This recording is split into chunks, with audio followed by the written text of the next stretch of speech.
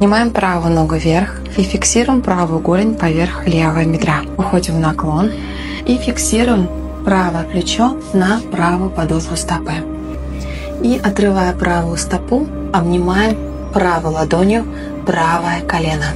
Выпрямляем левую опорную ногу, направляем правое колено вверх и вытягиваем позвоночник, фиксируем торс в параллель с ковриком.